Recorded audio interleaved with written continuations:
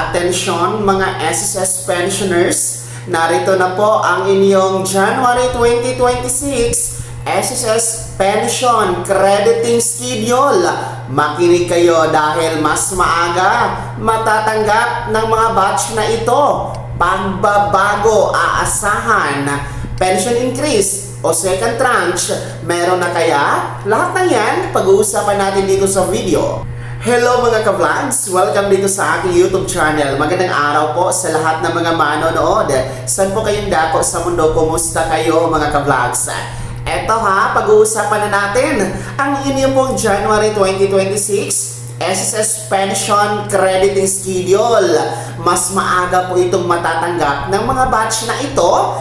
And take note, pagbabago aasahan, second tranche o pension increase, meron pa ba? Pag-uusapan natin yan mamaya-maya. Pero kung bago ka pa lang dito sa aking YouTube channel o di kaya di ka pa nakasubscribe, i-click niyo muna ang ating subscribe button na nasa baba. Huwag kalimutan na pindutin ang notification bell, ilagay niyo po sa all para updated ka sa lahat ng mga videos na i-upload ko. Well, una sa lahat, huwag kayong magtaka mga ka-vlogs dahil medyo hindi maganda ang quality ng ating camera ngayon dahil po yung akin pong original camera na ginagamit, yung maganda talaga ang quality, nasira po kasi. So pinaayos ko pa kahapon mga ka-vlogs. Kaya bumalik ako sa pinakauna kong ginagamit na camera na nagsisimula pa ako dito sa YouTube. Ito talaga yon, original to. Kaya kung mapapansin nyo sa aking mga uploads 3 years ago, ganitong quality talaga ang makikita nyo. Pero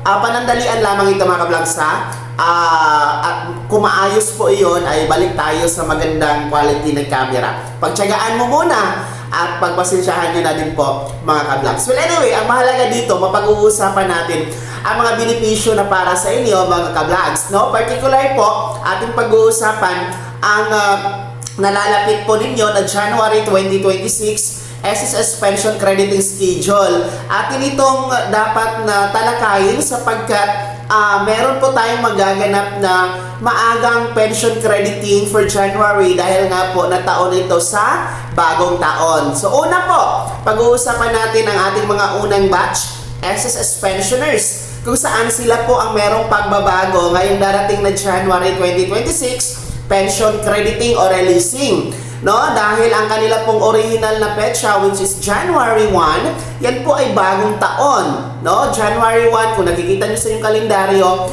araw po yan ng Huwebes. At yan nga po ay bagong taon mga ka-vlogs. Ayon sa SSS Circular na kapag natapat sa original crediting schedule, ang national holiday o di kayo naman po weekend, ang mangyayari po dyan ay i-aatras sa pinaka-last working day ng SSS ang pension crediting. So, dapat December 31 tayo aatras, kaso nga lang bispiras po yan ng bagong taon. At yung December 30 naman po is regular national holiday dahil nga po araw po yan ay kapanganakan ni Dr. Jose Rizal, ang ating pambansang bayani. Kaya ang magaganap po, aatras mas maaga, December 29 po, araw yan ng Lunes, magkakaroon po ng SSS Pension Crediting Schedule ang ating mga unang batch. Well, good news ito. Magandang balita ito. Kahit papano, meron kayong pansalubong sa bagong taon. Meron kayong magagamit sa pagsalubong sa bagong taon, mga unang batch. Diba? Paldong-paldo. No? Ngayong Disyembre kasi nga, noong December 1, ang ating mga unang batch, nagkaroon po ng December regular monthly pension kasabay ng 13th month, no? Tapos ngayon namang December 29 ay maa-advance ang kanilang January pension, di ba? So talagang happy ang Kapaskuhan at pagsalubong sa bagong taon para sa ating mga unang batch. Kaya antabayanan niyo po mga ka-vlogs, mga unang batch, no? On December 29 ang inyo pong pension crediting sa inyong per bank account na nakaregister po sa SSS. So, yan po ang ating unang batch. Pangalawa po, ang schedule naman po ng ating mga pangalawang batch for January 2026, regular crediting schedule kayo. mananatili sa original dahil ang original date ninyo every month is every 16th day of the month, no? And kung makikita niyo po sa inyong kalendaryo, ang January 2026 na January 16, yan po ay natapat sa Biyernes na araw. Hindi po siya holiday at hindi din po siya natapat sa weekend. Kaya aasahan natin ang regular crediting schedule para sa inyo mga second batch, no? Walang pagbabago sa schedule ninyo, tanging yung mga first batch lamang. Pero kahit pa paano, kayo mga second batch, no? Kahit pa paano, Enero, meron pa kayong pera. Kasi nga, di ba, though advance ang ating mga first batch ngayong December 29, hindi naman natin sigurado na may matitira pa dyan pagkatapos ng bagong taon.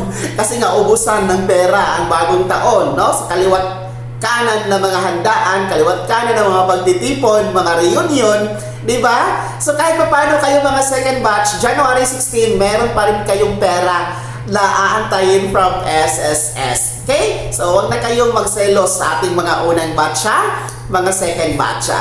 Then, pahabol lamang po, no? At clarification, wala po tayong pagbabago sa halaga na matatanggap. Ibig sabihin, wala po tayong pension increase na aasahan.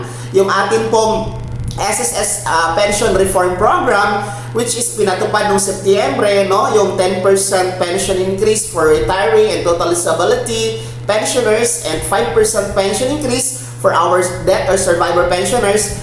Mangyayari po yun ulit ngayong September 2026 and September 2027.